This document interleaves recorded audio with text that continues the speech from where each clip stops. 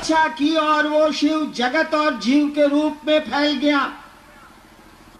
अब वही शिव दया करते हैं, दया उनमें है, करेंगे क्या वो?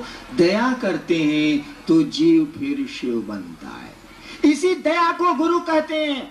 आप जो कहते हैं कि हे महादेव मुझ पर दया करिए, इसका यही अर्थ है। कहा जाता है कि गुरु के अलावा किसी को भी दया करने का अधिकार नहीं है। महादेव भी देवता के रूप में, महादेव के रूप में उनको हक नहीं है कि वो दया कर सकें। उनको गुरु की कुर्सी पे जाना ही होगा। और कुर्सी पे जाना क्या है? कुछ नहीं है ये। अभी आप घर लौट के जाइएगा, आपकी पत्नी कहेंगी देखो आ गई मुंह झौसा, गई रहो शिव चर्चा में काम धाम छोड़ के। तब तक बेटी कहेगी पापा कुछ खा लीजिए, बड़ी दूर से आ रहे हैं आप। तब तक बाबूजी कहेंगे इस ससुरा का खाई, लेटरिन में पानी रखो तो हमको लेटरिन जाना है। आप बताइए तो जरा, पत्नी को जिस भाव से उत्तर देंगे पिता को उस तरह दे सकते हैं क्या? नहीं दे सकते आप। पिता जैसे बोलेगा आपके भीतर का पुत्र बोलेगा, पत्नी जैसे बोलेगी आपके भीतर का पति बोलेगा, बेटी जैसे बोलेगी तत्क्षण आपके भीतर का पिता बोलेगा। कुर्सियां बदली है, देखिए कितनी आसानी से भाव संप्रेषित हुआ है और कुर्सी बदली। पिता पुत्र हुआ, पिता पति हुआ, देखिए कैसे बदलता है ये।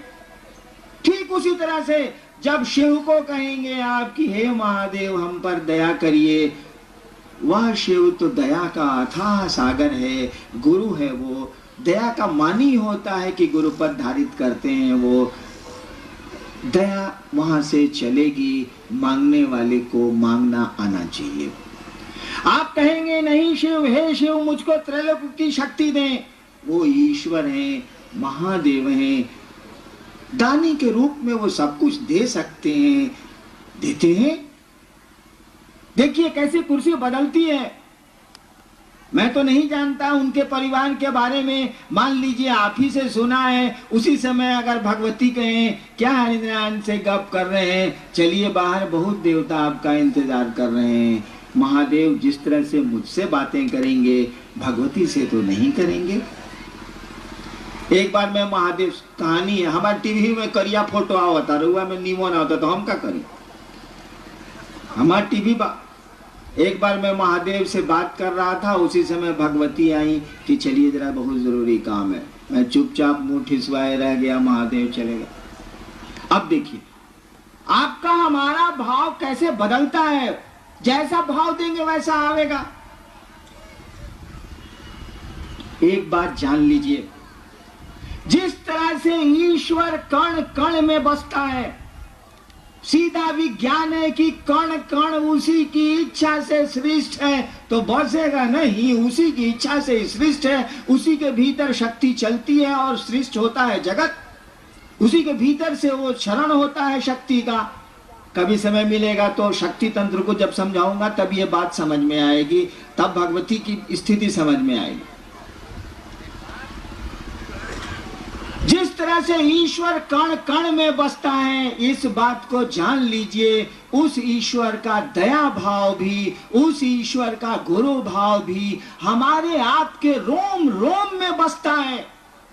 एक एक व्यक्ति के रोम रोम में शिव गुरु बैठा है, एक एक व्यक्ति के रोम में वो शिव बैठा है, उसका दया भाव बैठा है, दया की उसकी इच्छा बैठी है। जिस तरह से उसकी सृष्टि की इच्छा से हम आप सृष्ट होते हैं, उसी तरह उसके साथ चलती है उसकी अनुग्रह शक्ति, साथ चलता है उसका दया भाव। शिव को कहीं ढूंढने की जरूरत नहीं है, उस गुरु को ढूंढने की जरूरत नहीं है। वह गुरु तो हमारे आपके रोम रोम में बसता है। केवल जरूरत है अपने शिष्य भाव को अंकुरित कर लेने की, पनपा लेने की, पैदा कर लेने की। वो तो कण कण में बसता है, गुरु भी बसता है, ईश्वर भी बसता है। मतलब ये है कि आप हम चाहते क्या है, प्रयोजन हमारा आपका क्या है। जैसा हमारा आपका भाव होगा वैसे परिणाम आवेंगे। भाव के अनुरूप ही हमको आपको मित्रता करना चाहिएगा तो मित्र का परिणाम आवेगा। मित्रता नहीं करिएगा तो मित्रता का परिणाम नहीं आवेगा।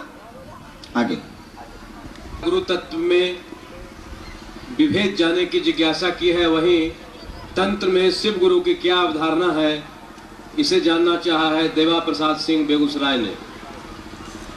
देखिए, शिव और शिव गुरु की व्याख्या तो अभी हमने की, सवाल का उत्तर हो गया। तंत्र में शिव की क्या स्थिति है, क्या बोल रहे हैं? तंत्र में शिव गुरु की अवधारणा, तंत्र में शिव गुरु की अवधारणा समझ लीजिए।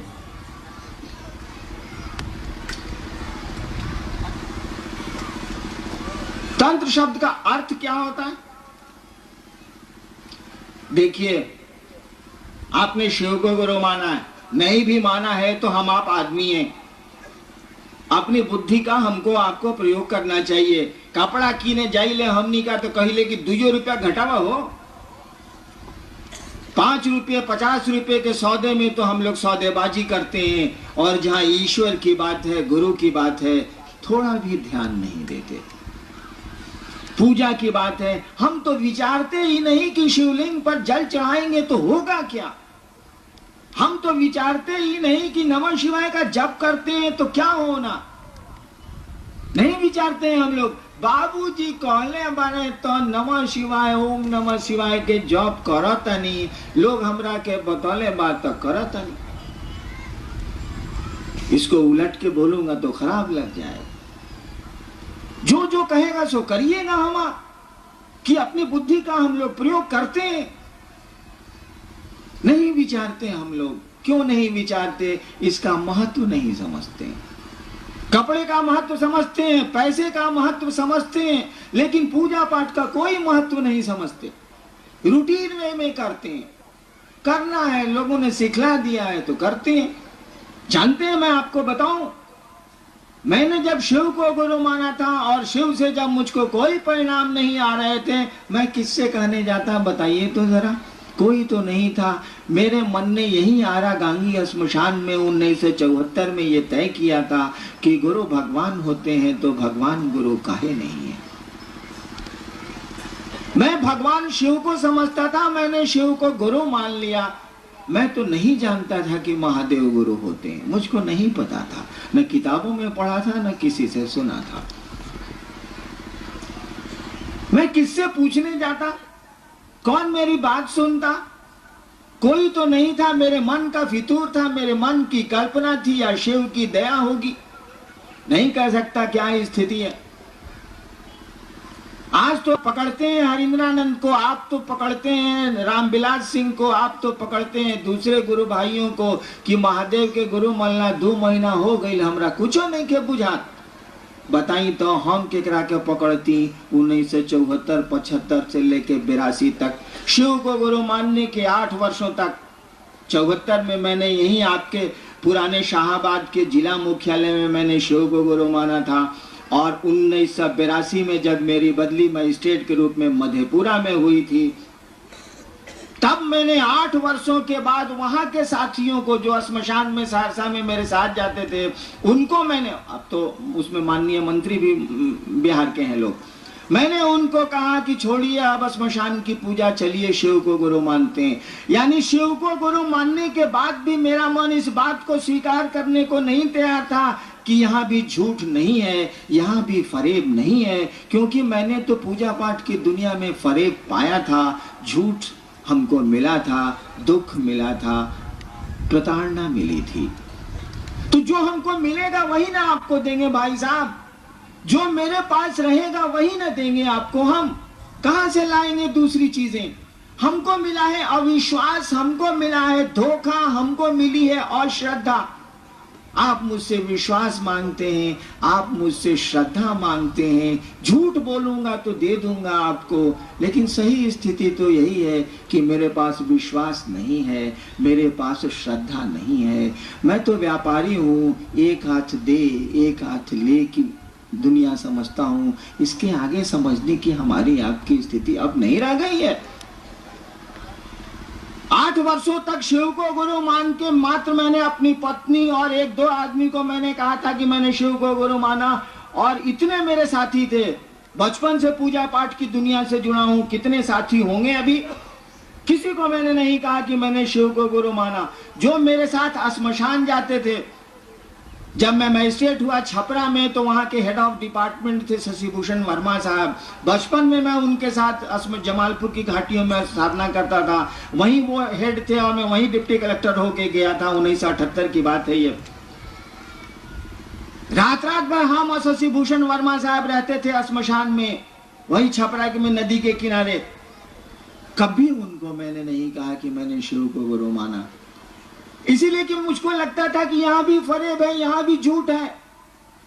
मेरे पास था फरेब, मेरे पास था झूठ, मैं कहां से लाता विश्वास? गुरु के पास जाने के लिए विश्वास की जरूरत नहीं है।